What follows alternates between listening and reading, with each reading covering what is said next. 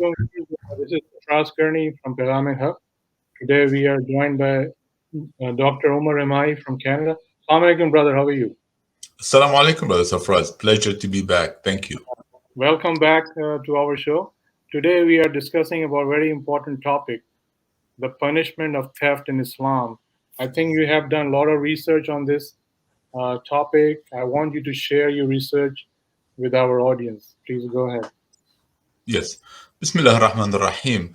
Brother Safraz, once more, thank you so much for giving me the opportunity to share my work, my findings, my research on your program. Uh, this topic of the punishment of theft in Islam is extremely important.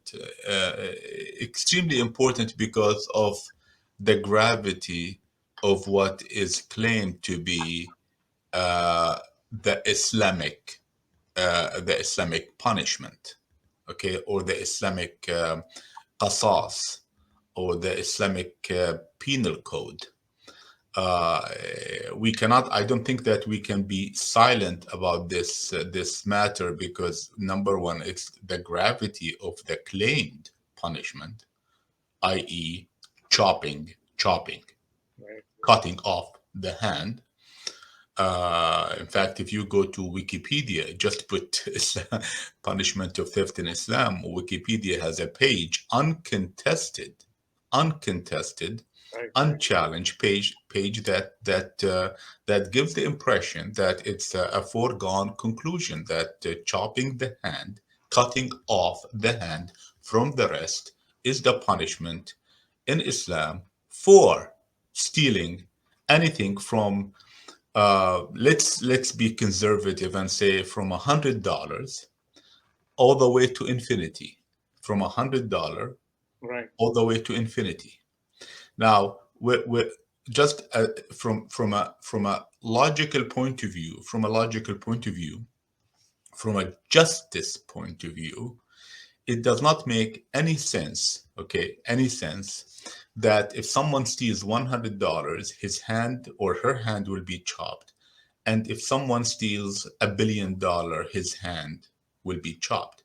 So right there, the concept of fairness, because in if the punishments are not fair, then there's no fairness in anything else. Right. Right? Because the concept of fairness manifests itself when you and I have a dispute and we go to a judge. That's the concept of fairness. The concept of fairness is when we level judgments against anyone who have committed a Right. crime, an offense, a felony, and so forth. Otherwise, there's no point of talking about fairness. Right. Okay, so from a logical point of view, from a justice point of view, I see a flaw in the claim that the hand should be chopped for someone who steals. In fact, some shuyukh, some ulama, whatever clergy you may call them, they said that chopping a hand is warranted for stealing an egg and beyond. Right. Imagine an egg. Now, Yes. now some people may quarrel over the relativity or the relative or the what should I say, the equivalence of a quarter of a dinar at the time Right. of the Prophet to what we have right now. But an egg is an egg; it hasn't changed, right? Right. It fills part of your stomach, and that hasn't changed. All right. So now, so this is from a just point of view. It doesn't make any sense. Absolutely. Now, what is the acclaimed or the most common understanding that Islam says that anyone who steals should have his or her hand chopped off? Now, is this applicable? Uh, well, there are a few countries within the sphere of Muslims. I cannot say they're Islamic countries. I don't believe in anything called Islamic, that adjective.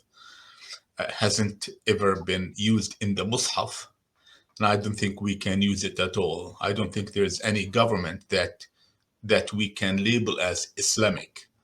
Uh, Not to criticize government, but I don't think that it's applicable, that adjective.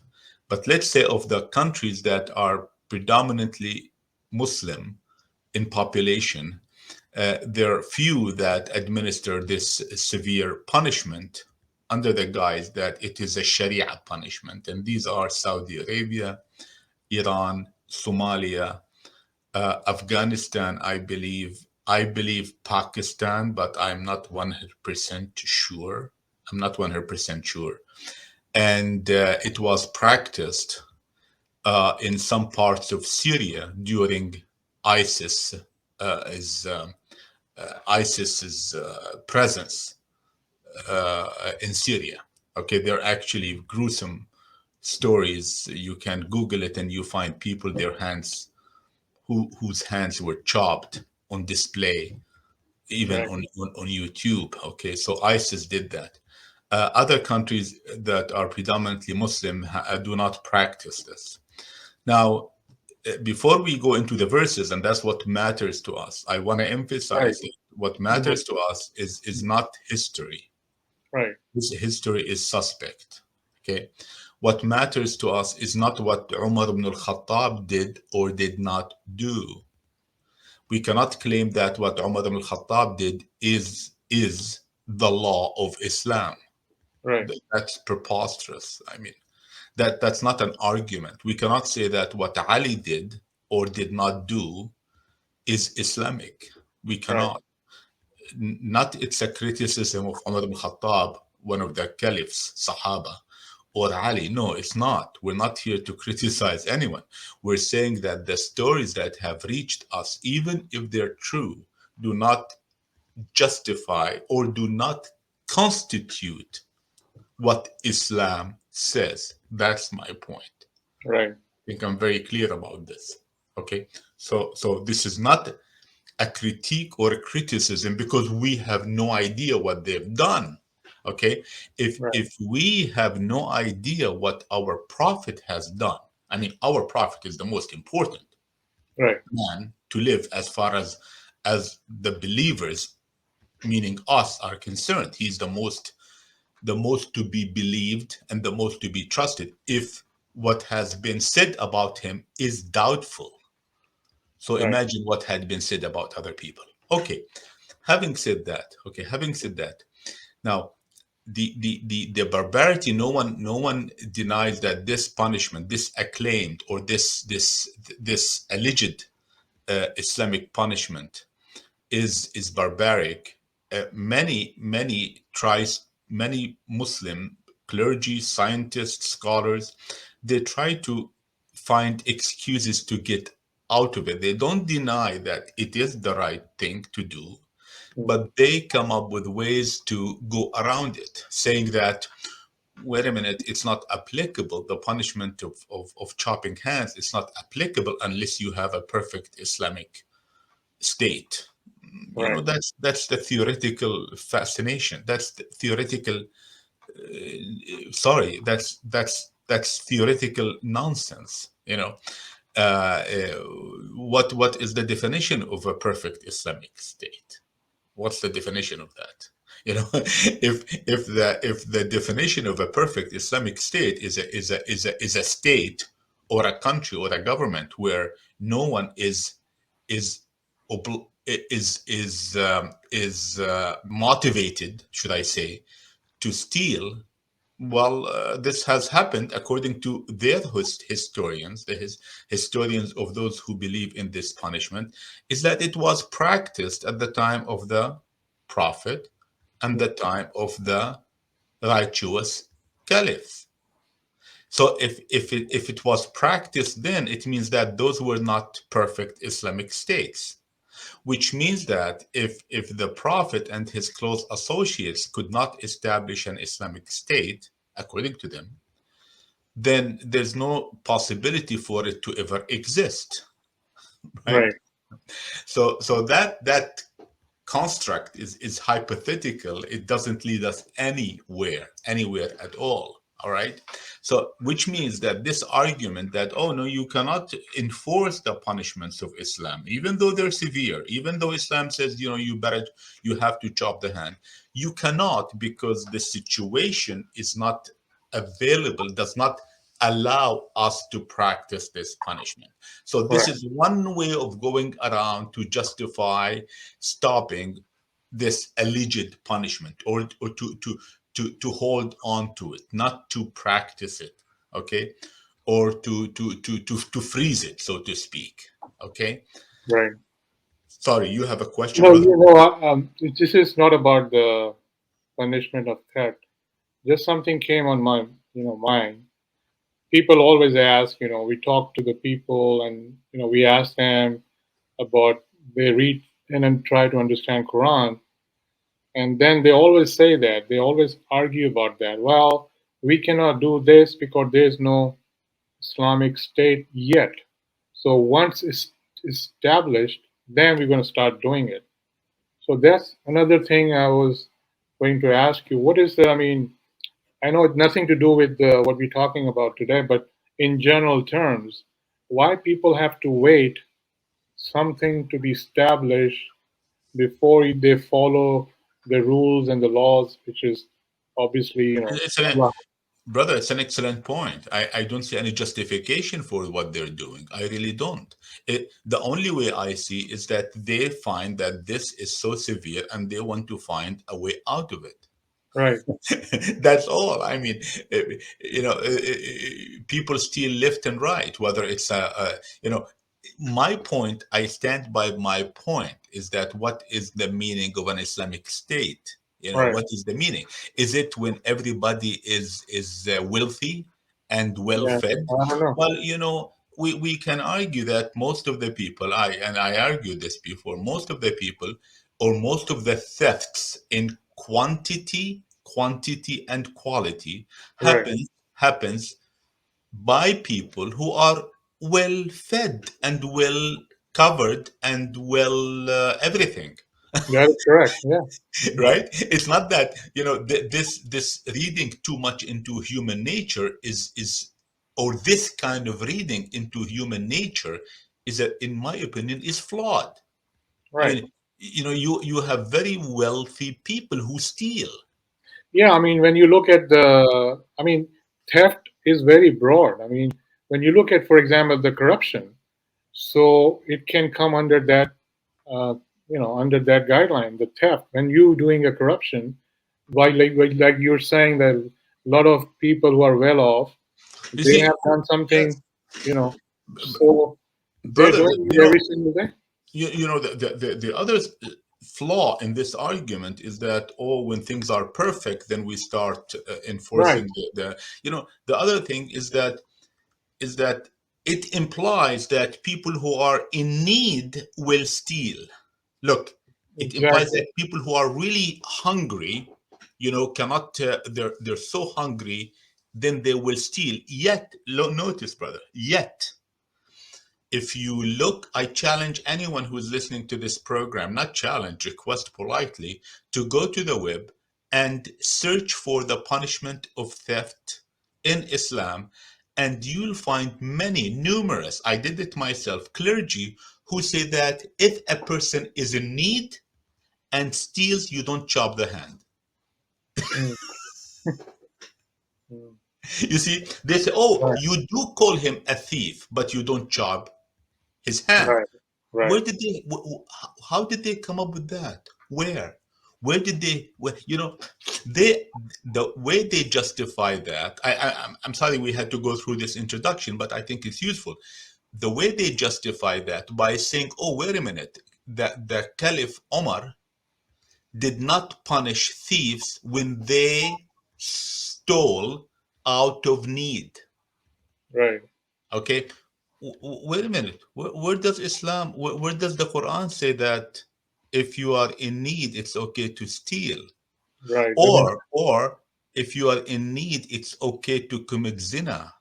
right, Or if you are in need, it's okay to commit any of the no-nos in the Mus'haf. right. Very good point. Yeah. right? Except except one, and that is eating khanzir. Whatever khanzir means, whatever khanzir means, Yeah, is we're it, not going to it talk about right. yeah, but is it rotten meat or is it the animal that is referred to as the pig? Irrespective, only that case you're allowed to eat it. That is And correct. Allah is specific. Allah said that in the Mus'haf Mm. in very clear terms. Right. But in theft, he didn't say that Right. if you really need to kill, as we mentioned this repeatedly on this program or maybe others, the case of the 5 people who had to kill one to survive, or four Right. people who had to kill one, or you need to feed your family and you went and stole $100. Okay, Right. so you see the flaw in their arguments. They are flawed. They're not constructed on solid foundation, and they lack reference. So here, hopefully, we will try to establish a strong reference to our conclusion. And so okay, so we will Yeah. Yeah. proceed, inshallah. If I Sure. look Go at ahead, brother. Yes. if I look at the key verse in the Quran, it's 538, Surah Right. 5, verse 38. والسارق والسارقة فاقطعوا أيديهما جزاء بما كسب نكالا من الله والله عزيز حكيم. Okay. Right.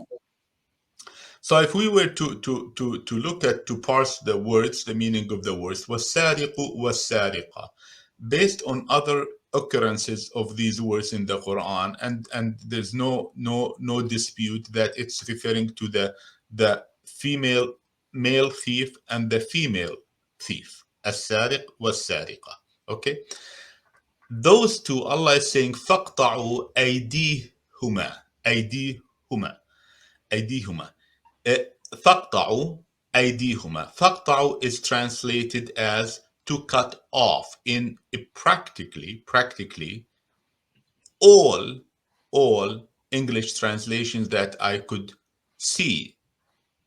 Okay, if we look at Dr. Mustafa Khattab, his translation, the Clear Quran, he said, as for male and female thieves, cut off their hands. If we look at Fadil Sulaiman, Bridges translation, cut their hands. If we look at Ma'arif al-Quran, cut off the hands. If we look at Muhsin Khan, Muhammad and Muhsin Khan, cut off again. If we look at the abridged explanation of the Quran, same Mm. thing. If we look at Mufti Taqi Usmani, the same thing. Dr. Ghali, which is one of the most respected translations of the Quran, again, it says, then cut off the hands of both. Abdul Halim, the translation of Abdul Halim, again, a highly respected translation. Cut off the hands of thieves. I'm not going to bore you with all of them, but just to mention a few more. Pickthall, cut off their hands. Ruwad Center, amputate their hands. They use even the word amputate. Okay. In fact, one can still argue that in English you may use cut it off. Cut it off. It means just stop it, right? Right. Hmm. Okay. Muhammad Hijab shall have his or her hands cut off. So all of the translations that I could see on the web and elsewhere, they translate فَقْطَعُوا أَيْدِيهِمَا as cut off their hands. The continuation of the verse, بِمَا كَسَبَ, by what they have gotten, or because of what they have done. I don't see any dispute in translating it this way, bima kasaba, because of what they have done. The rest of the verse, nakalan min Allah, nakalan min Allah, and I'll come to this later. One of the key methods that I follow to help me understand the meaning of a verse is to look at the concluding part of the verse or the sentence.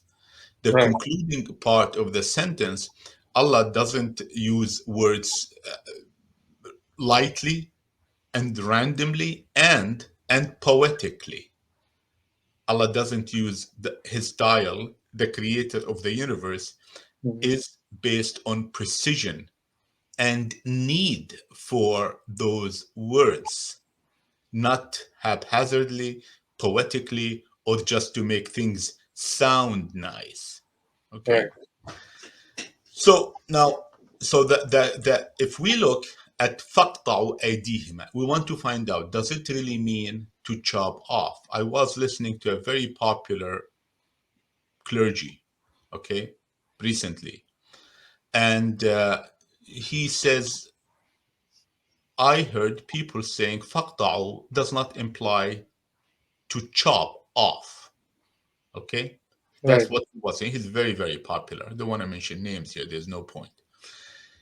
He said, but wait a minute, let's go to the most famous dictionary, Lisan al-Arab, Arabic dictionary. Hmm. And in Lisan al-Arab, which was written 600-700 years after the Prophet died, it says that faqta'u implies to chop off. And he cites the usage of the reference of Lisan al-Arab. Lisan al-Arab means the tongue of the Arabs.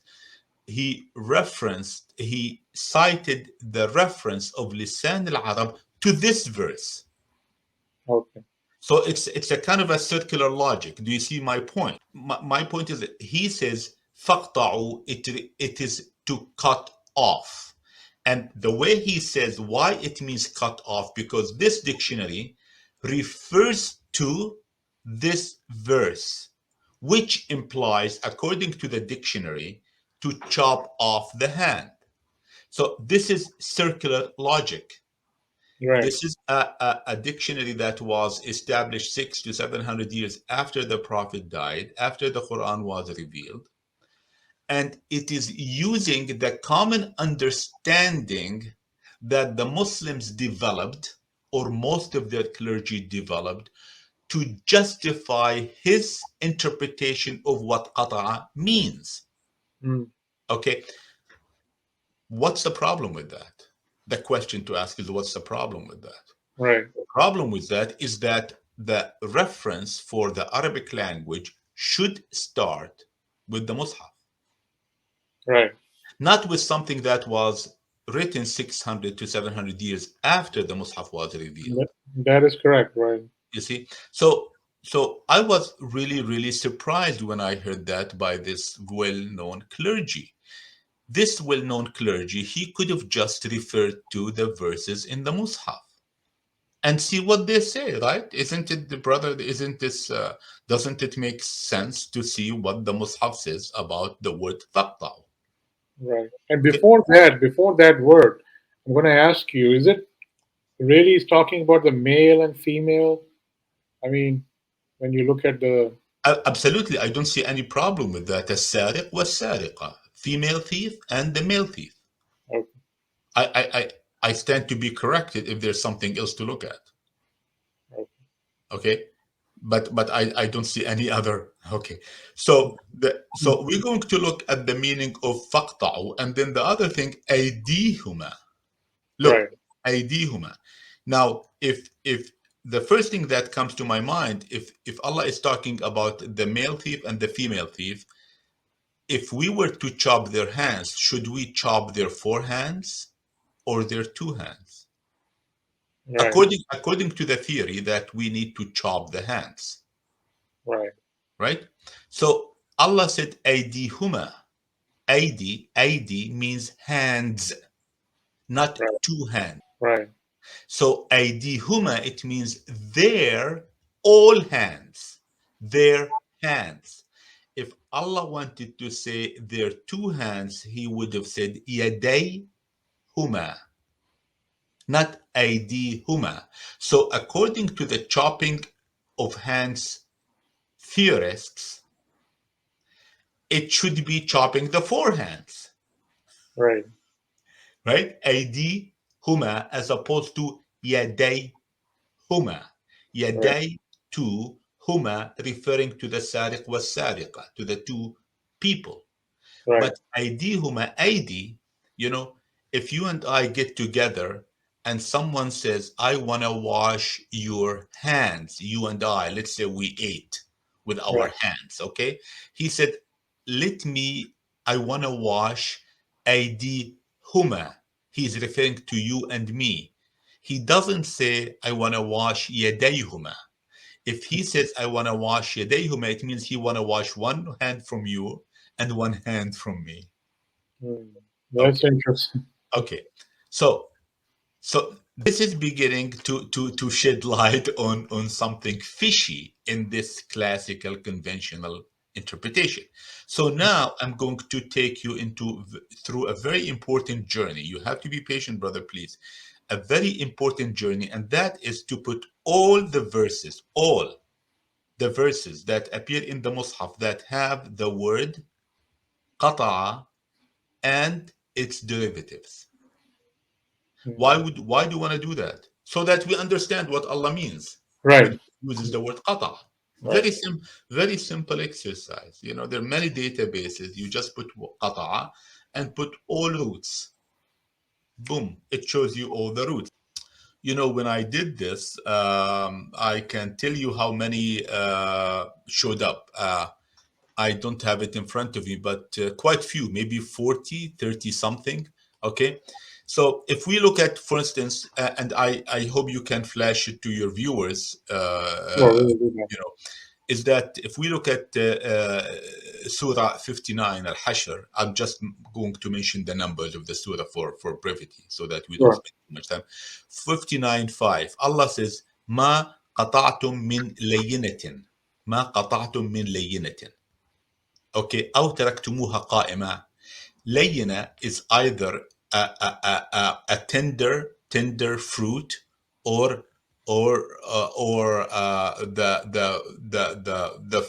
the fruits of palm trees. Okay, Right.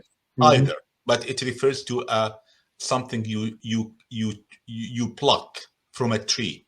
Okay, لينة. Right. قطعتم من لينة. So here I can see that Allah is implying you take something out. You take something out. You take that layina, that tender plant, you Right. cut it off. Okay. All right. Now, 69:46, Surah 69:46. ثم لقطعنا منه الوتين. Allah is threatening that if the Prophet Muhammad does not deliver the message, then he will torment him by cutting off from him. Yes. الوتين, it's a vein. Okay. Right.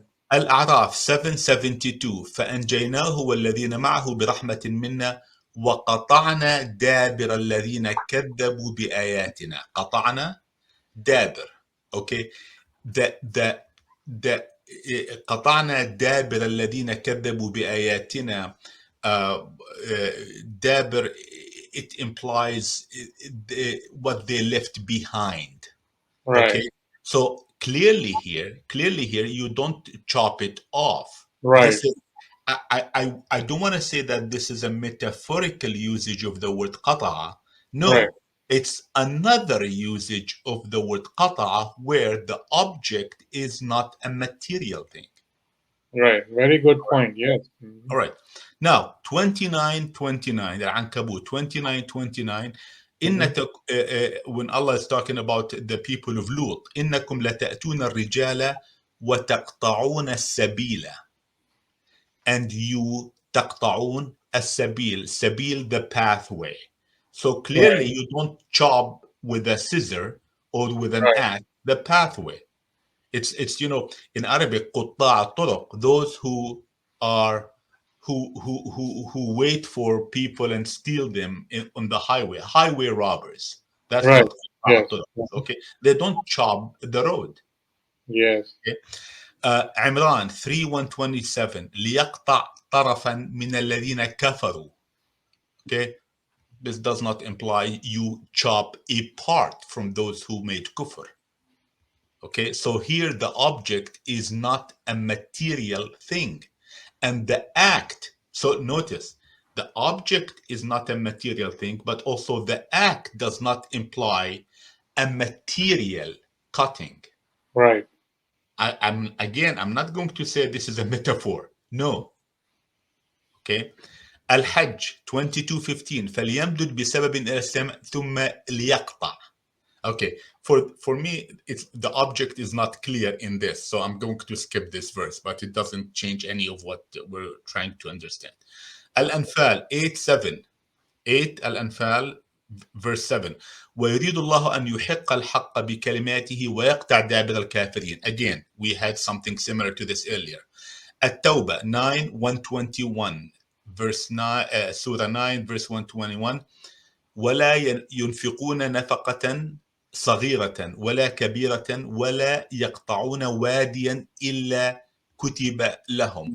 ولا يقطعون واديا, the best, the most common way, sense to the best way to translate this is that they don't traverse, they don't cross a valley. Right. It's not that they chop the valley. Okay. Yes. البقرة 27 Surah 2 verse 27 الذين ينقضون عهد الله من بعد ميثاقه ويقطعون ما أمر الله به أن يوصل. If I ask you, brother, maintain contact with your relatives, and you say, no, I hate my relatives, I want to cut off my relationship with my relatives. This is exactly what the verse is referring to in concept, is that Right. you're not going to cut off anyone physically, you're going to cut off the relationship, Yes. right? All right. So far, look, so far, very simple reading of these verses shows that the clergy that I mentioned earlier, when he referred to Lisan al-Arab, he should have referred to these verses first before Exactly. we go to Lisan al-Arab, right? Right. All right. Now, Al-Ma'idah 5, verse 38, that's the verse in question that we said that we Right. are going to analyze. So I'm going to leave it till I finish my classification of all these verses and then come back to it to Sure. try to understand what Allah is saying. Al-An'am, Surah 6, verse 45. فَقُطِعَ دَابِرُ الْقَوْمِ. Again, we talked about this before. There was another occurrence, دَابِرُ الْقَوْم. You don't, the qawm, they don't have a tail so that you chop the tail of that Right. qawm, of the people. Surah 47 verse 15 كم من هو خالد في النار وسقوا ماء حميما فقطع أمعاءهم. فقطع أمعاءهم. There is a reference to a material act and a material object. Notice, سقوا ماء حميما. They were made to drink ماء حميما. I don't know, حميما could be hot, could be something else. Which verse is that, Doctor? 47:15, Surah Okay. 47:15. فقطع أمعاءهم. Most likely, if you drink something which is harsh, it will damage your stomach. Okay, Right. maybe it will create ulcers. You know what are ulcers? Ulcers are scars in the stomach, right? Right. An ulcerated stomach is a Mhm. stomach which has scars. It's a scarred, uh, Right. uh, uh, and this we're gonna come back to it in the story of Yusuf, فقطع, Yeah. okay, creating scars. But definitely, drinking any sort of harsh water or harsh liquid or acidic liquid will not turn your stomach into pieces. It will not chop your stomach into Right. pieces. That's It will damage your stomach. right. Okay. All right. Again, here's Yusuf, to actually what I just mentioned, 12, Surah 12, verse 50. قال أرجع إلى ربك فاسألي ما بال النسوة أرجع إلى ربك فاسأله ما بال النسوة اللاتي قطعن أيديهن. Okay, Right. go back to your Lord, your master, and ask him, what about those women, ladies that have قطعن أيديهن? Okay, Right. Yusuf 12, again 12:31. وآتت كل واحدة منهن سكينا. She gave to each one of them a knife. وقالت أخرج عليهن. Come out, expose yourself to them. not expose meaning to take off your clothes, meaning come Yeah. out. Okay, Right. reveal yourself. فلما رأينه أكبرنه, when they saw him, they were, they glorified him. They said, wow. وقطعنا أيديهن. وقطعنا أيديهن. Clearly, they did not chop off their hands, Right. right? But what did they do? Most likely, they scarred their hands. Right. Notice فقطع أمعاءهم in 47:15. فقطع أمعاءهم here in 12:31. وقالت أخرج عليهن فلما رأينه أكبرنه وقطعنا أيديهن. Right. Most likely they scarred their hands.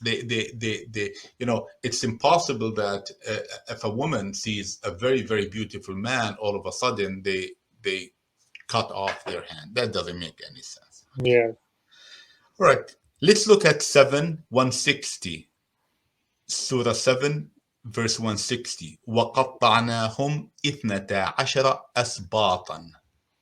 We have divided وَقَطَّعْنَاهُمْ 12 sects, 12 groups.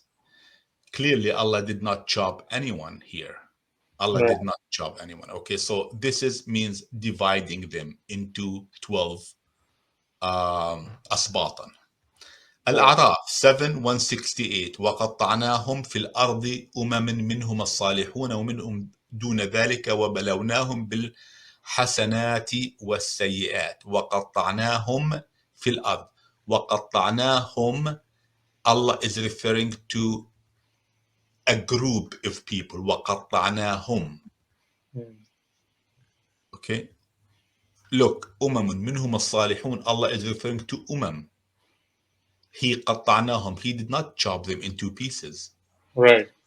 21:71. Surah 20, verse 71. فلأقطعن أيديكم وأرجلكم من خلاف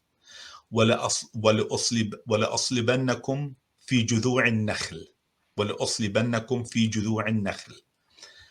فلأقطعن أيديكم وأرجلكم من خلاف. This was a punishment that most likely was exercised in those days.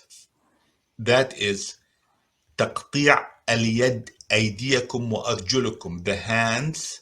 I believe that this is referring to physical hands from the context, which means scarring the hands, and the feet. وأرجلكم من خلاف. من خلاف, from the back. If you were to chop off the feet, what does min khilaf add to the meaning of it? You Right. chop off the feet. That's it. Okay, so that's what led me to conclude, and I'll support this conclusion with another verse soon, that Allah is referring to a punishment that used to be exercised, meaning to scar the hands and to scar the feet such that people will see these scars. Okay, Okay. all right. الشعراء 26:49. فلسوف تعلمون لأقطعن أيديكم وأرجلكم من خلاف. The same thing. ولأصلبنكم أجمعين. Similar to the earlier one. 47:22. فهل عسيتم إن توليتم أن تفسدوا في الأرض وتقطعوا أرحامكم. Your family ties. Do you really chop the family ties? No, you don't chop the family ties. You distance yourself. So here تقطعوا has nothing to do with a material related act. It Right. has nothing to do with a material related act. Surah 13, verse 31. ولو أن قرآنا سيرت به الجبال أو قطعت به الأرض. Okay, قطعت به الأرض. The earth, you chop the earth with a mushaf or with a Quran? I doubt it. Okay, but let's flag this, brother. I'm going to come to this verse 1331 later, because there's an important conclusion that we can draw from this. Sure. 2219, I'm almost there, few more. But this is very, very important exercise, because that's how we understand the meaning of the words in the Mus'haf. Not going Right. to Al-Arab. 2219, هذان خصمان اختصموا في ربهم فالذين كفروا قطعت لهم ثياب. قطعت لهم ثياب. The object is ثياب. The object of قطعت ثياب. ثياب is clothes, covering. Right. So clearly here it has to do with a material object.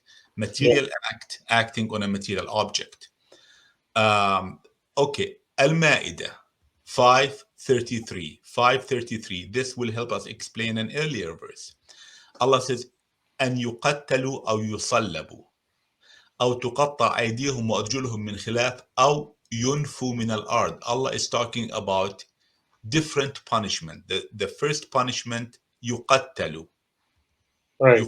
يقتلوا. The second, يصلبوا, to be crucified. Crucified. First one, يقتلوا, possibly to be killed, possibly. The second one is lesser, of a lesser extent, يصلبوا, to be crucified. The third one, أو تقطع أيديهم أو وأرجلهم. The third one is even less, the scarring or the markings of the hands and the feet. Okay? Right. And the fourth, even lesser. Look, the punishment is going less and less. The fourth is to exile them. Exile. Yeah. You see? All right. Al-An'am 694. وما نرى معكم شفعاءكم الذين زعمتم أنهم قيد شركاء لقد تقطع بينكم وضل عنكم ما كنتم تزعمون. Here it's not easy for me very quickly to find out the object, okay, so we can skip this. 2 البقرة 166 وتقطعت بهم الأسباب. Okay, الأسباب means the causes, okay, سبب, the cause. There's no material implication here. All right. Right. المؤمنون 2353 فتقطعوا أمرهم بينهم. أمرهم is not a material thing. الأنبياء 2193 وتقطعوا أمرهم. Again, it's not a material thing. أمرهم, their matters, the matter, their matters, their affairs is not a material thing. All right. And there are few more. التوبة 9:110 لا يزال بنيانهم الذي بنوا ريبة في قلوبهم إلا أن تقطع قلوبهم. تقطع قلوبهم والله عليم حكيم. I, ريبة في قلوبهم. I cannot conclude that this verse refers to cutting off the heart or the brain. Because قلوبهم most likely refers to the brain. So I cannot conclude that this refers to. All right, I'll skip the rest out of lesser consequences. But what did we learn so far? Let's stop here. And conclusion number 1. Number 2 is the most important conclusion, not number 1. The first conclusion is that قطع could refer to an act that acts on a material thing or a non-material thing. Right. We've established that, and I think that we don't have to go to Lisan al-Arab. Yeah. Okay. The other important thing, extremely important, is that there's a difference between قطع and قطع. Right. Did you notice that there's قطع and there's قطع? Right. And if we classify those two, if we put them in columns, we put in one column all the words that, all the قطع and their derivatives, قطع, يقطع, قطع. No emphasis, no stress on the ta, the letter ta. Right. There's قطع and there's قطع. Two different words, right? They're not the same.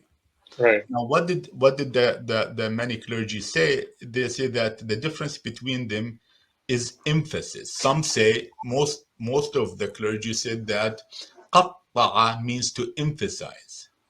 If you cut the hand, why should you emphasize? It doesn't make any sense to me. If you Right. cut the hand, you cut the hand. Right. What's the emphasis about? Okay.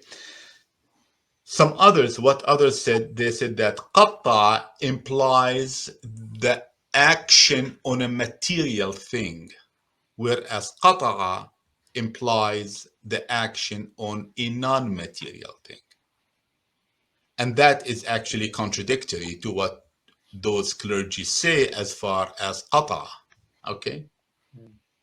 You know what I mean by that? The verse in question, the very verse that we're trying to Right. understand, it 528. does Yeah. not have qatta, it has qata, Right. right? Okay. Okay. So what, again, one more time to summarize, I'm going to put qata'a together and I'm going to put qatta'a together and observe the object of each verb. And guess what comes out? Very, very interestingly, the object of qata is singular. The object of qata is plural. Plural. Right. Is it that simple? Yes, it is that simple. Yes. Who taught me this? Who taught me? Who told me that that qatta, it does not mean emphasis, but it means that the object is plural. Allah, in His book, Right. right? Now, have the Arabs concluded this? No, they haven't. Why they haven't? I don't know. I really don't know. You know why? Because we don't refer to the Quran as our reference. Okay. So this to me is a clear indication that the object of qatta is plural. And guess what? And if we look at everywhere, look, just to pick few examples. وَقَطَّعْنَاهُمْ إِثْنَتَا عَشْرَ أَسْبَاطًا. Look, it works. The theory Right. works. فَلَأُقَطِّعَنَّ أَيْدِيَكُمْ. أيديكم is plural. فَلَأُقَطِّعَنَّ is a derivative of قطع, not فلأقطعن أيديكم. Allah says فلأقطعن أيديكم. الأعراف لأقطعن أيديكم. Okay. الشعراء لأقطعن أيديكم. Muhammad, Surah Muhammad, وتقطع أرحامكم. Allah didn't say وتقطع أرحامكم. Right. Anywhere you look, everything, the pattern works very well. The pattern is consistent. Now, when I started, the first example I gave, ما قطعتم من لينة. Look, not ما قطعتم من لينة, ما قطعتم من لينة. ثم لقطعنا منه الوتين. وتين is singular, Right. right? فأنجيناه والذين معه برحمة منا وقطعنا دابر. دابر is singular. Allah used وقطعنا. السبيل is singular. Allah says وتقطعون السبيل. طرفا is singular. Allah said ليقطع طرفا. Right? That is right. دابر وليقطع دابر. وادي valley is singular. Allah said ولا يقطعون واديا. ما أمر الله singular. ويقطعون ما أمر الله. Again وما يقطعون. فقطع دابر. Again أمعاءهم. Remember when we talked about أمعاءهم, Allah says فقطع أمعاءهم, Right. because أمعاءهم is plural. النساء in Surah Yusuf اللاتي قطعن أيديهن.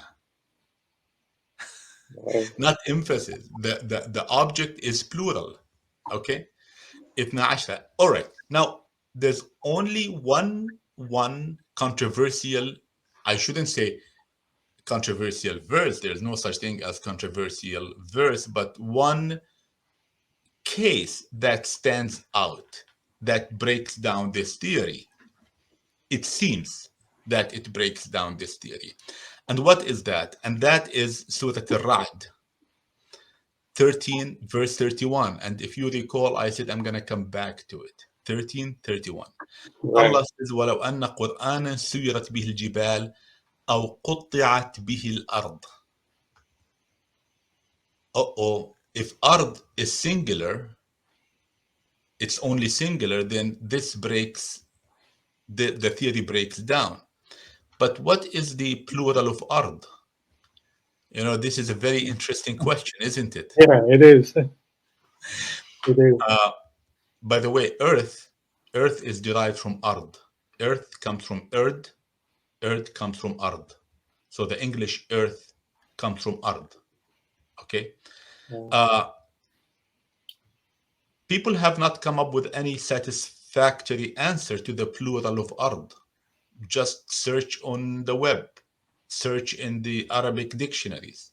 They tell you it could be this, it could be that. Mhm. But let's go back to the Mus'haf. Yeah. Okay. If we go to 65, Surah 65, verse 12, Allah says, Allahu alladhi khalaqa sab'a samawatin wa min al-ardi mithlahunna. It is God, loosely translated, Allah. It is Allah who created seven heavens Right. and min al-ardi mithlahunna. And like them, Allah created ard. Right. So can it can can I consider ard singular? I can't. I created, if I tell you I created seven bananas, Hmm. and then I created from orange like them, doesn't make sense. I created oranges, seven oranges like them. Right. Isn't that interesting? Very interesting. Yeah. It doesn't make sense to say that I created seven bananas Hmm. and an apple like them. Right. You know, seven like another seven. Right. One cannot parallel seven in creation. Right. And I found something so interesting. Abdul Halim, a translation that I highly respect in many ways. Of course, there's no such thing as a perfect translation. Look what he said in his translation. It is God who created seven heavens and a similar number of earths, plural. Right. Isn't that interesting? Yeah, but when we look at this verse, when when the next word is like them, so I mean they're referring to the earth. Referring to seven things that are Right. similar to the seven heavens. Right. So it can't be one earth. Exactly. That's what my point is. Yeah, It it's refer. it's seven earths. Yes. Right. So the plural, I mean, this is a very fascinating subject in its own Yeah, right. it is. It But is what, very interesting. yeah, but what I'm trying to say here is simply is that the theory of qata'a, the theory that qata'a implies the object to be singular and qatta'na and qatta'a, or its derivative implies the object to be plural, holds. Right. That's what I'm trying to accomplish here. Okay. Now, having said all the following, okay, let's let's look at the verses in question. Okay, let's look at the verse. والسارق والسارقة فاقطعوا أيديهما. Now, if السارق والسارقة, if we were to chop two or multiple, two, three, or four, the minimum, according to the theory of chopping hand, should be two. The maximum should be four. So between two and four. So Allah should have said, فَقَطِّعُوا أَيْدِيهُمَا. See why I went through this exercise? Right. Because if the act is فَقَطِّعُوا, if the object is plural, then the verb should be فَقَطِّعُوا. Mm. So this, since Allah used فَقْطَعُوا, it means that the object is singular. And what do we mean by أيديهما? Well, let's go back. It will take time, but I think we've done it in other places in the past. أيديهما, it means their ability. Most, if not all the verses in the Quran that contains the word yad and its derivatives, plural, singular, and so forth, implied ability, not the physical hand. It appeared, I should be careful. I said most. I shouldn't say if not all. No, most. In certain cases, Allah talked about the physical hand. In the case of the case of Yusuf, and in Right. the case of the punishment that they used to exercise in the old days, قطعنا أيديهم وأرجلهم من خلاف. That refers to the physical hand. Okay, that refers to the physical hand.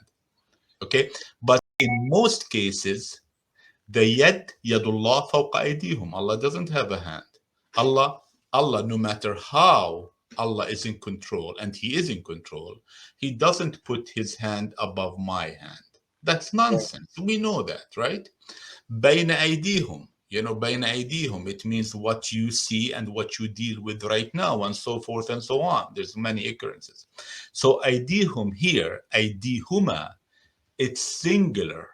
Look, it's singular, meaning their ability. Right. Okay. And now I know that others in the past, very respected clergy, I shouldn't say clergy, scholars of the Quran, said that yes, you take them away from society. That's exactly what the verse means. Absolutely. I support this 100%. What I'm trying to say is that I'm adding a linguistic dimension to support this theory that we take the ability away of the thieves from participating in society. We take their ability away. They cease to have the ability to function, Right. to interact.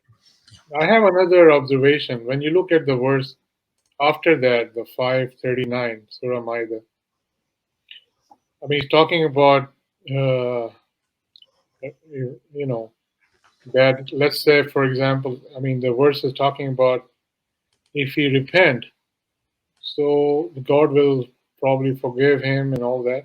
So if you cut somebody's hand, if this is the argument, how you gonna repent? Allah's gonna repent if you already cut their hands. Yeah. You see, I don't find, with all due respect, brother, I don't find that a convincing argument to support the theory that Right. we're talking about. Why? Hmm. Because Allah, Allah can forgive. Even it, Allah's forgiveness has nothing to do with the punishment that the society administers. I know In that's what I'm saying. It was wrong because it cannot be cutting your hand because if you cut somebody's hand, how that can be applied 539. No, no, I'm not. No, no, actually, that's not what I'm saying. I'm saying it does not on the assumption that cutting the hand is what is meant, chopping Right, off that's what the I'm saying. hand, Right, that does not exclude or nullify that Allah can forgive that person. right, You see, that's what Allah thinks of that person and what that person will receive in terms of punishment in the hereafter. Allah, I don't see any relevance between the theory of chopping hands and the following verse as just as contradictions. Wait, I no, want to no, be no, clear. I I want, understand. Yeah, I want to be clear. In other words, Allah, there's no contradiction between Allah forgiving someone who steals and the alleged punishment of chopping the hand. There's no right. contradiction. No contradiction. Right, Okay, but that's not the case. But the case is that there's no chopping of hand right. here. I understand. You Yeah, see? So that is not an argument that I find it to be plausible or a robust argument. The argument, first of all, we talked about the logical argument, okay? And right now we're talking about the linguistic argument. The right, linguistic argument is very, very strong. Aidihuma here. If Allah was referring to a plurality of items, then he should have used فَقَطِّعُوا أَيْدِيهُمَا. right. You see, there were many instances, right? Many instances. Look at this in 2171 in Taha 2071. فَلِأُقَطِّعَنَّ أَيْدِيَكُمْ. Why didn't Allah use the word فَلِأَقْطَعَنَّ أَيْدِيَكُمْ? You see, this is the precision that this Quran is all about. This is what for me, this is a demonstration that this is from Allah. I mean, Right. the precision is incredible. You see, not Yeah. not not a single exception in this construction. Did you notice? Not a single exception. That is correct. Yeah. Okay, so now the continuation of the verse. Okay, the continuation of the verse. Allah is saying jazaan bima kasaba, as a consequence,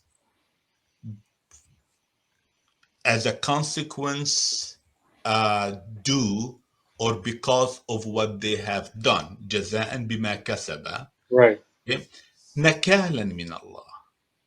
Now, I grew up in an Arab country and I was told that nakalan means torture. Torture. You see, if nakalan means torture, then the chopping of hand theory is plausible, right? Because it's torture, isn't it? Right. I mean, no matter what, it's torture. But if we look at the the meaning of the roots of nakalan, it implies a wide range of things. Most of them fall or converge onto the following meaning: constraint.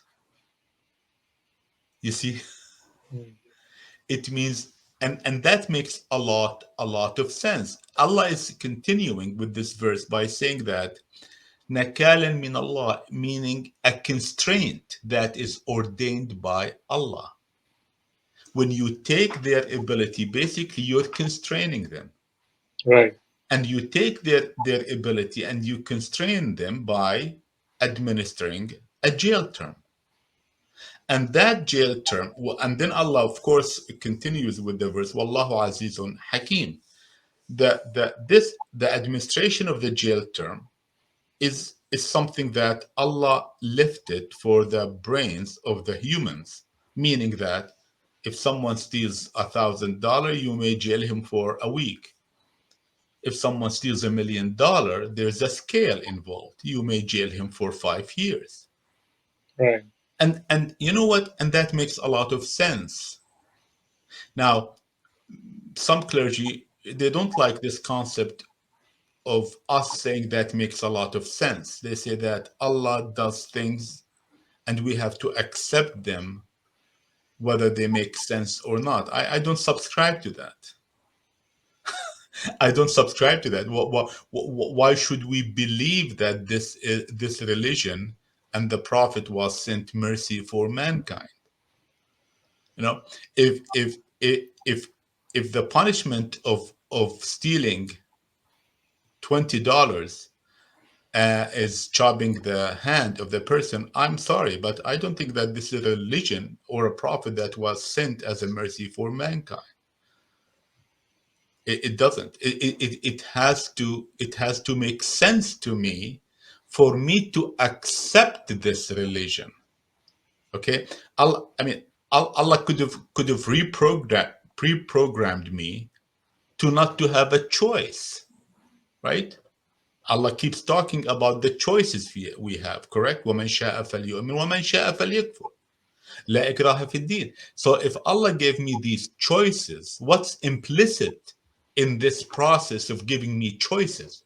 What's implicit is that things should make sense for me to accept them, right? Right. It's implicit. If things don't make sense, then I should accept them just because it was said so and it doesn't make sense to me. What kind of religion is this? What kind of choices? What kind of programming? What's the whole thing is all about? Okay, if they don't make sense to me. So, what do you think, Dr. Omar? What would be the appropriate punishment? I mean, for example, if somebody steals $20 Very as simple.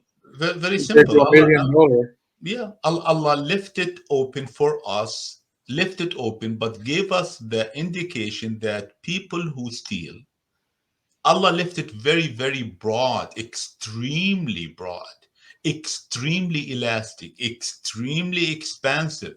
Allah is giving us guidelines. Allah is giving us guidelines. And that is the guideline is that theft is should be punishable by taking the ability of the person who steals. How do we administer that? Then we use our brain. It depends on the circumstances. It depends on the circumstances. If someone is in need, we are lenient. If someone is not in need, we may not be lenient. I mean, this is the human agency, isn't it? This is where the human agency comes in. We're not robots. I'm really sorry, brother. Surprise, they want us to act as robots with a manual. It doesn't work like this. It's not going to work like this, and it will never work like this. We're not robots. Things change. Things change. Situations change. The needs change. you know Societies will exercise the rahmatan lil alameen that Allah talks about. It implies that He gave me guidelines. I should not exceed those guidelines. I should not exceed those guidelines. وَمَنْ يَتَعَدَّى حُدُودَ اللَّهِ, Allah warns those who exceed His limits. So if we chop the hand of a thief, we are committing a serious sin. We are committing a very, very serious sin. We are exceeding the limits that Allah has prescribed for us. That's what is the conclusion here. It's a very serious, it's not getting closer to Allah. It's not getting closer to Allah. And that's what is so disgraceful when people talk about Sharia. Is this the Sharia that they want us to believe in? Is this the Sharia? This is a barbaric act. Okay? This is a barbaric act. And that's that. There are people so-called modern people who are not comfortable with this concept of chopping hands. They say, well, look, Quran, yes, says that hands should be chopped, but it's not applicable anymore. This is a very dangerous thinking. If something in the Quran is not applicable, then other parts of it are not applicable, right? That's right. So I can say that the Quran is not applicable at all. It is just for those 50 years or thereabout around the time of the Prophet, and that's it. Then it's not applicable. Then why should I believe in it? Why should I believe in it? These arguments are based on, not just based on convenience, but based on something extremely fundamental. What is it that I'm referring to? Based on not trying to understand what Allah is saying. This is it. We're not trying to understand what Allah is saying. I kindly invite everyone to go and look at the arguments. Please, I think anyone who's interested in this subject, I strongly suggest they should do it. They should go to the web and look at the host of clergy who justify the death punishment, and they should parse carefully their justification for, sorry, I said the theft, the chopping of hands punishment. They should parse carefully how they arrived at their conclusion. They quickly mention the verse without parsing the meaning of the words at all. Some of them jump to Lisan al-Arab, which was written 600 years after the Prophet died, who use circular logic, okay, to define chopping as had been traditionally understood, number one. Two, they refer to mysterious stories, historical narratives, where there's a woman and a man whose hands were chopped. These are very, very vague stories, let alone prophetic narratives. Okay. And then third, this is the sequence of how they develop this theory. And third, they jump to the story of Umar to say, oh, wait a minute, if there are famines, if people are in need, then you hold on this punishment. You don't administer it so quickly. Okay. Weak arguments. What's missing in those arguments is referring to the book that Allah has revealed to us, trying to understand it, trying to see what Allah means. قطع أيديهم نكالا, the difference between قطع and قطع. Okay, all of this is not a difficult exercise, brother. It's not a difficult exercise, but it's an exercise that has to be done. Is it an important exercise? Yes, it's an important exercise, because we don't want to have someone whose livelihood, the most important thing one has, what? Hands, right? Right. Whose livelihood is his or her hands. Okay, it's that serious. Now, of course, the other implications of this is that we look so idiotic. It's not that we should reinterpret the Quran to look good. No, no, no. That's not our approach. But if non-Muslims are interested in this religion and they look at this punishment of theft, I mean, who would be interested? Honestly, come on, brother. I mean, let's be frank. Who would be interested in this religion? No one. It sounds like a medieval, medieval practice that we want to carry it on in this day and age. No, there's nothing like that. Okay, there's nothing like that. So if somebody is committing the theft repeatedly, somebody asked me this thing, saying, "Well, if they're doing it so many times, then it's about time to cut their hands." So, I mean, But I grew up in Saudi Arabia, and that's what we used to be told. Not the right? first time, not the second. Where did they come up with this from? I How don't did know. they come up with that? I mean, if you believe that you chop the hand, you chop it from the first time. Why do you wait? Why the third? Why not the fifth time? Exactly. That's a good point. Yeah. Why not the 20th? I mean, this is all trying to go around to circumvent or to escape from applying, according to them, applying this barbaric practice. It's a barbaric practice, actually. It just, this argument that I heard it from some clergy is that it's a deterrence. You know, I would say, excuse me, where did Allah say it's a deterrence? When they start interpreting Allah's brain, they call it al-hikmah. Okay, the wisdom behind this punishment. I have a serious problem with that, brother. I have a serious, it's going through Allah's brain, so to speak, to find out why He created this kind of punishment. Where is the hikmah from that? Allah says right there, one verse in the Mus'haf, جَزَاءً بِمَا كَسَبَ نَكَالًا مِنَ اللَّهِ. Done. Right. Where is that? Allah is saying you take them away from society and you constrain them, okay? Right. Because of what they have done. That's it. Let's not, this concept of deterrence. I heard it a lot. When some clergy were told, but this man stole $100. It should be a deterrence that others will be terrified and they will never steal again. It will steal again. History, time, experience have shown that rich people steal much more than poor people.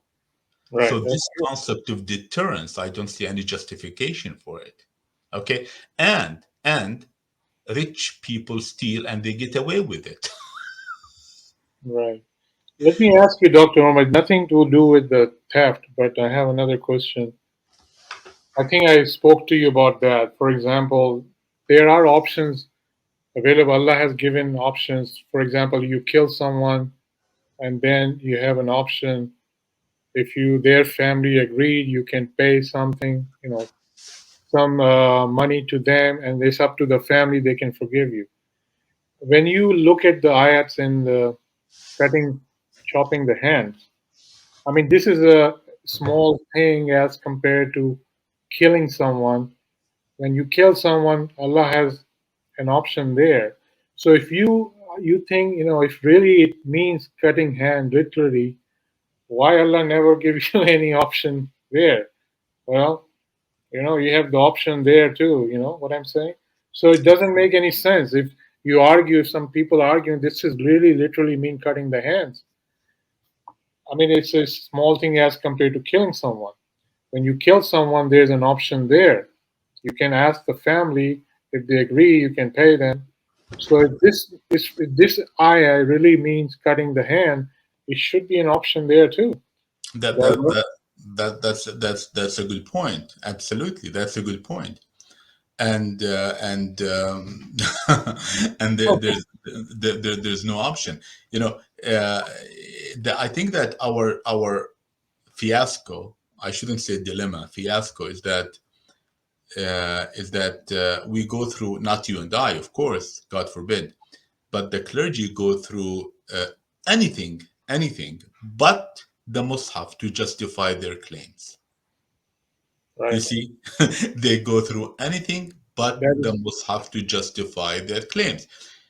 I'm sorry, I don't believe in historical narratives. You know, the history of the most important man in our life, Prophet Muhammad, his history, which is documented, is in doubt, right?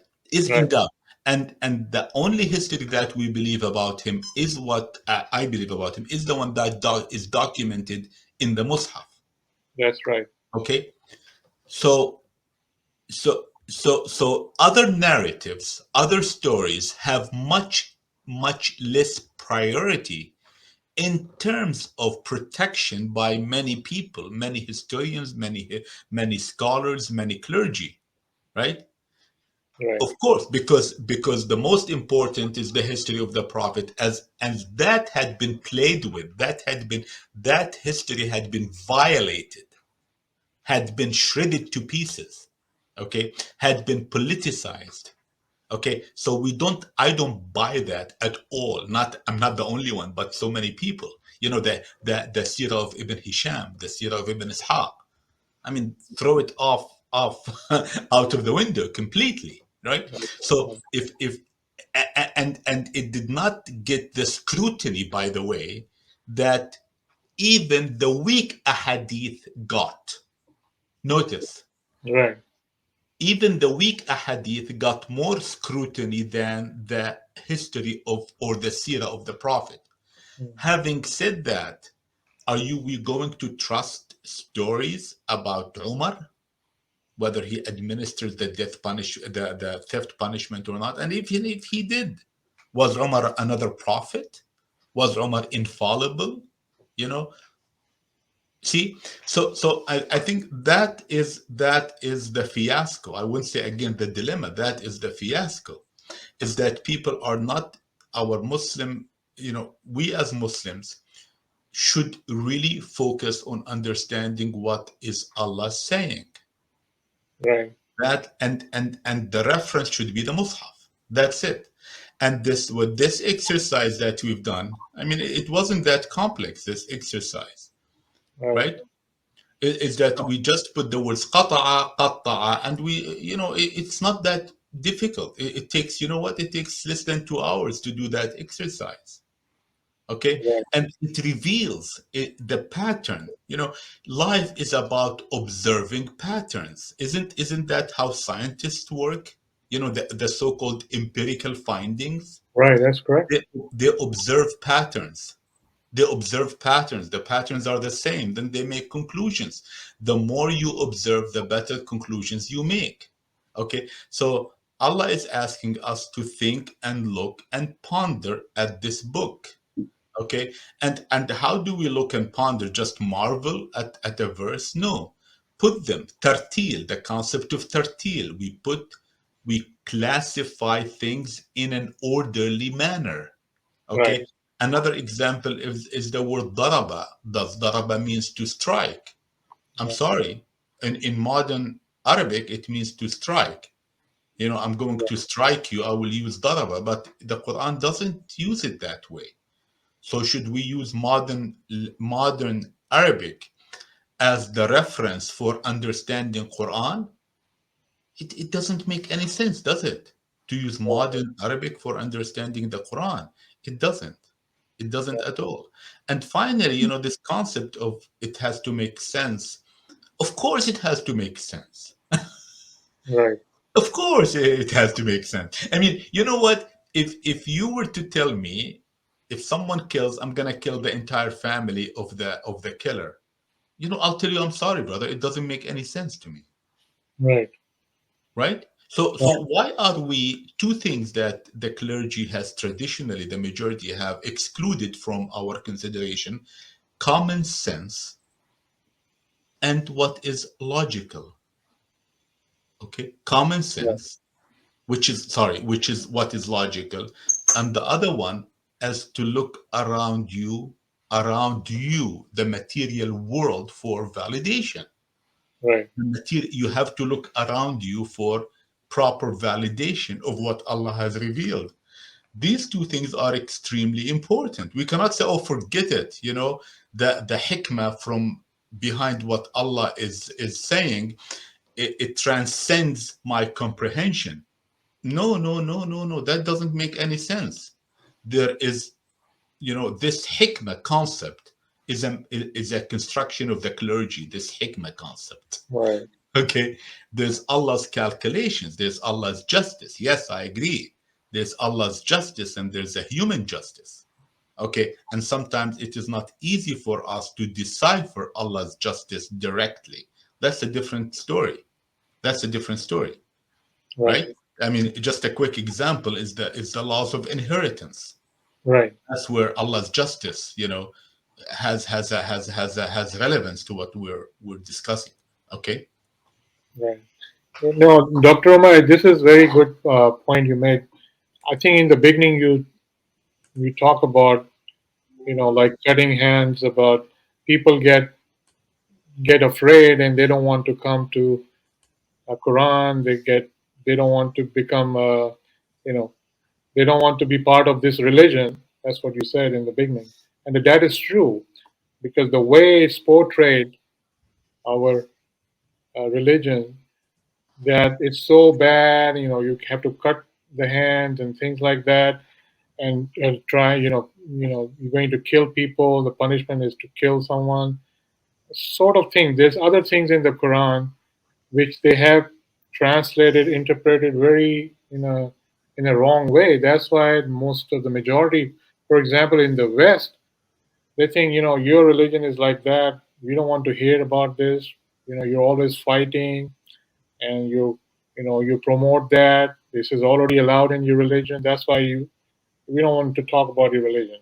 So your religion is kind of bad. I mean, that's what happened because of those people who actually never go into the Quran in detail, look exactly what Allah's message is, and trying to, you know, tell people what the real clear message is, rather than, they're doing the stuff has been going on for so long. Like you have bisect all the verses in the Quran, and you have actually look at the context, and you came to that meaning that cannot be just chopping your hands. So I'm just wondering why it was never done like that. Why people don't think like that? It's very sad. I mean, very sad. There is an awakening right now. I see it everywhere. Alhamdulillah, there's a strong awakening. There were times when many of us were intimidated because we naturally, a person gets intimidated or becomes fearful the less the person knows, right? it Right, it applies to disease. Let's say one gets the flu. If one doesn't know about the flu and all of a sudden a person has high fever, coughing, probably they'll say, this is the end of me, I'm done. right, Okay. right, So if one has knowledge that this is a flu, I can take some aspirin, cold pads, relax, soup, zinc, vitamin C, whatever, then I can get over it 99.999% of the time, unless I develop bronchitis, pneumonia, and all of which is extremely rare. My point is that when we're equipped with more knowledge, we become less intimidated. That's Less true. intimidated. I mean, when we can extrapolate, God forbid, to even bad, scary diseases like cancer. If one gets good knowledge, one can really fight these things with the right decisions. So we were intimidated because the the the dominance of the parallel religion. I want to cut through the chase, as they say, go directly to the point. The concept of a parallel religion. There's Islam and there's a parallel religion. This parallel religion really it demonstrates what shirk is all about. Shirk, I don't think shirk is believing, is worshiping another idol. I mean, come on, who worships another idol? you Wow. know, many Muslims think that Hindus worship idols. Even Hindus don't worship idols. I mean, it's much more complicated than that. What many Muslims believe is that there's a little piece of rock and Right. the Hindus build it and they start worshiping. No, these are images. They believe that whatever. It's more complex, but it's a it's a manifestation of a god. That's how they look at it. Right. My point is that shirk, what is shirk, that Allah talks about a lot about it, is that they're in belief that there are others in addition to Allah who can legislate. That's shirk. That's shirk. In other words, man yashrik fi hukmihi. Those who are I associate someone with the divine laws. Right. Okay, that's shirk. Okay, so that led to the creation of a parallel religion. This parallel religion was so expansive and complex, very complex, this parallel religion, that it's so intimidating. It's so intimidating, brother. You know what? If you want to know the verse of, if you want to understand what Allah is saying, you have to read the Nawawi, then you have to read the Al-Asqalani, then you have to read the Bukhari, and if you don't read Al-Bukhari, then you're incomplete, and if you don't, and then you have to read Muslim and the six Sahih and all of that, you know a lot of stuff. So eventually people get scared. Oh my goodness, this is too much.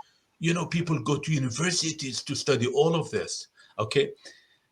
Now, with the diminishing influence of this parallel religion, when many people are waking up and they're realizing, wait a minute, this parallel religion has nothing to do with Islam. This is a man-made religion. Mm. Okay, this is not a judgment on so-called imams. No, no, no, no. We're not here to judge people. I don't want to judge you. You don't want to judge me. I don't want to judge the imams. I'm talking about the evolution of Muslims' traditional thinking. Okay, when people realized that, when people started seeing that the fallacy of this parallel religion, okay, and the emergence of information, easily available information, available to almost anyone who wants it.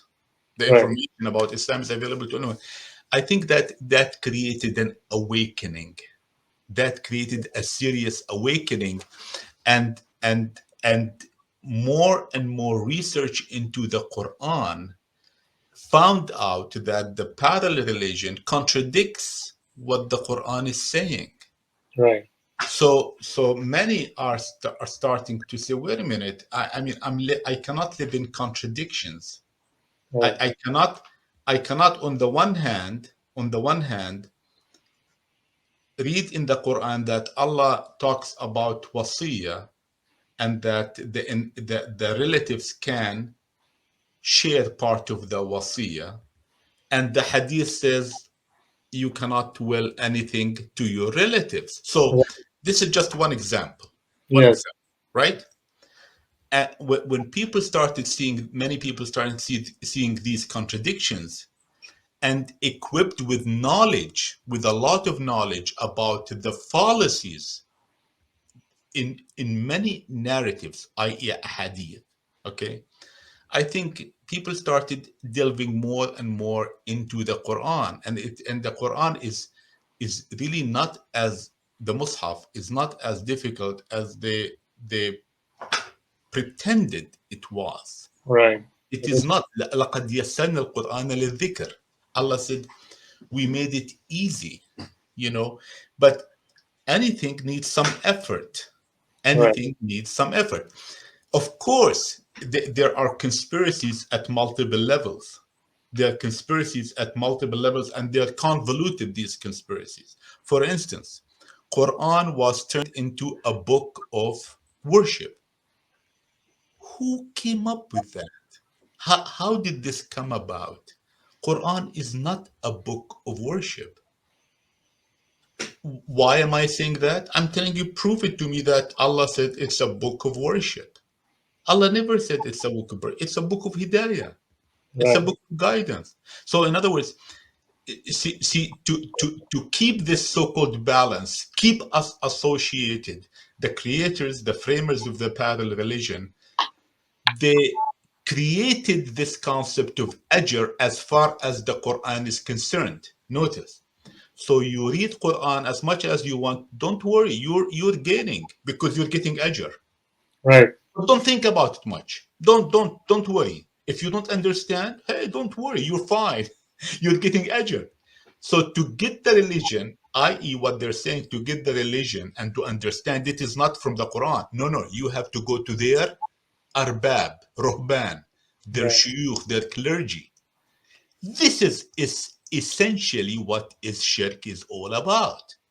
Shirk is not a theoretical construct that is relevant to the time of those who used to build a rock and worship it. No, it's relevant nowadays. You see, so in summary, there's an amazing awakening that thanks to the to the infidels who created the internet, right? Who made us to experience this awakening. Thank you, Dr. Omar, for your time today. Just you have done very excellent job explaining that about this verse 538. I think it's very a lot of people will like your work, what you have done, your research. Again, in the end, if you like to give any message to our viewers, go ahead. Sure, Yeah. sure. I Yes, I want to. I didn't have a copy of my book with me, but if anybody wants to know more about these thoughts, I suggest that I will take permission from you to advertise my book. So this Sure, sure. is the book that I've written, and it has a lot of those concepts explained in the book in greater detail. Yeah. The book is very affordable in the US. It's approximately $20. Available on Yeah, Amazon.com.au. we're gonna share the link with our And program. also, I like to mention that for the Arabic speakers, there's an extended version of my book translated that appeared recently. And it's not available in North America except through me. If Okay. anybody is interested, they can contact me. If you can provide the email, is Sure. This is all in Arabic, right? for Arabic speakers. Yeah, it's in all in Arabic. It has more material than the English version, Okay. so it's a bit expansive. And so I appreciate brother giving me the opportunity to advertise my my No, books. thanks. And now, as far as having a final word, there's no, thank you also always for giving me the opportunity to make a conclusion. Um, this religion is rahmatan lil alameen, right? Allah sends the prophet as rahmatan lil alameen, as a mercy to mankind. My question is, where is the mercy? It has to be demonstrated, right? The Right. mercy to mankind, it means that mankind used to have so many problems before the Quran was revealed, right? Right. So this came to sync with the proper behavior with nature. Allah wants us to go back and do things in a balanced way, al-mizan. How can you do things in a balanced way if someone steals $500, $100, and you chop his hand, and someone steals $1 billion and you still chop his hand? You know, the lack of a scale, of a just scale in dealing with crime, whether it's theft or even death, right? Right. If there's no proper scale, it means that there's no justice, there's no mercy. Okay, we cannot resort to or fall back on emotionalism or modernism. Okay, or appeal to modernity. In other words, we cannot say, oh, well, Islam really says we should chop a hand, but it's an outdated thing. That argument is not correct, because then I can argue that many things in the Quran are outdated. Okay. Quran, the legislation, the broad guidelines in the Quran are a mercy to mankind. And I invite everyone to show that there is a different law that is kinder than the laws given in the Quran. I invite anyone to demonstrate that there are kinder laws and more gentle than the ones prescribed in the Quran. And may Allah guide us all. Thank you so much, brother. Very well said, Dr. Umar. Thanks for your time. Viewers, our time is up, and I want you, everybody, to take care of yourself, your neighbors, your friends. Try to read Quran, try to understand Quran every single day. Assalamu alaikum, Dr. Umar. Assalamu Assalamu alaikum, alaikum, brother. viewers. Assalamu alaikum, viewers. All the best. Thank you.